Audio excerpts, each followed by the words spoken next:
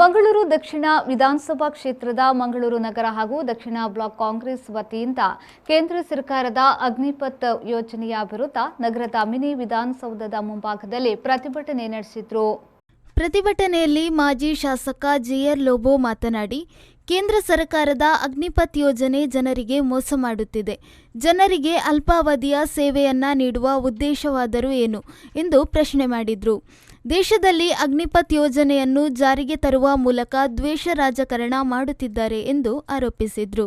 ನಮ್ಮ ದೇಶದಲ್ಲಿರುವಂತಹ ಸೇನೆಗಳು, ಅದು ಭೂಸ್ಥಾಯ ಸೇನೆ ಆಗಿರ್ಬೋದು, ಜಲಸೇನೆ ಆಗಿರ್ಬೋದು ಅಥವಾ ವಾಯುಸೇನೆ ಆಗಿರ್ಬೋದು, ಇದು ಅತಿಯೇ ವಿಶ್ವದಲ್ಲಿ ಅತಿಯೇ ಉತ್ತಮವಾದ ಸುಸಜ್ಜಿತವಾದ ಒಂದು ವ್ಯವಸ್ಥೆ. ಇದರಲ್ಲಿ ಯಾರಾದರೂ ಭರ್ತಿ ಆಗಬೇಕಾದ್ರೆ 17 ವರ್ಷದ ಮೇಲ್ಪಟ್ಟವರು 17 ಮತ್ತು ಹಾಗೆ 20 ವರ್ಷದ ಮೇಲ್ಪಟ್ಟವರಿಗೂ ಕೂಡ ಭರ್ತಿ ಆಗಲಿಕ್ಕೆ ಅವಕಾಶಗಳಿವೆ. ಯುವಕರನ್ನು ಅದರಲ್ಲಿ ಜವಾನ್ಸ್ ಆಗಿ ತೆಗೆದುಕೊಳ್ಳುವಂಥ ವ್ಯವಸ್ಥೆ ಇದೆ. ಅಧಿಕಾರಿಗಳನ್ನಾಗಿ NDA ಪರೀಕ್ಷೆಯಲ್ಲಿ ತೆಗೆದುಕೊಳ್ಳುವಂಥ ವ್ಯವಸ್ಥೆ ಇದೆ. ಶಾರ್ಟ್ ಸರ್ವಿಸ್ ಕಮಿಷನ್ ಮಾಡಿ ತೆಗೆದುಕೊಳ್ಳುವಂಥ ವ್ಯವಸ್ಥೆ ಇದೆ.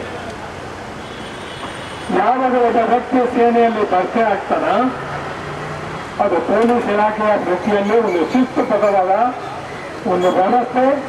ಇದರಲ್ಲಿ ಯಾವುದೇ ರಾಜಕೀಯಕ್ಕೆ ಪ್ರವೇಶವಿಲ್ಲ. ರಾಜಕೀಯ ರಹಿತವಾಗಿರುವಂಥ ಈ ಒಂದು ವ್ಯವಸ್ಥೆ ಇದೆ. ಆದರೆ ಈ ದಿವಸ ಈ ಅಗ್ನಿಪಥವನ್ನು ತರಲಿಕ್ಕೆ ಕೇಂದ್ರ ಸರ್ಕಾರ, ಇಂದಿನ ಬಿಜೆಪಿ ಸರ್ಕಾರದ ಹಿಂದೆ ಯಾವ ಹುನ್ನಾರ ಇದೆ, ಎಂಥ ಹಿಡನ್ ಎಜೆಂಡ ಇದರಲ್ಲಿದೆ ಎಂಬುದು ನಮಗೆ ಸ್ಪಷ್ಟವಾಗಿ ತಿಳಿಸಬೇಕಾಗಿದೆ.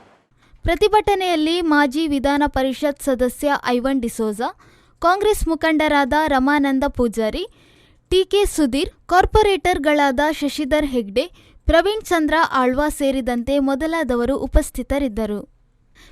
ನಾಗೇಶ್ ಕಾವೂರ್, ವಿ4 ನ್ಯೂಸ್, ಮಂಗಳೂರು.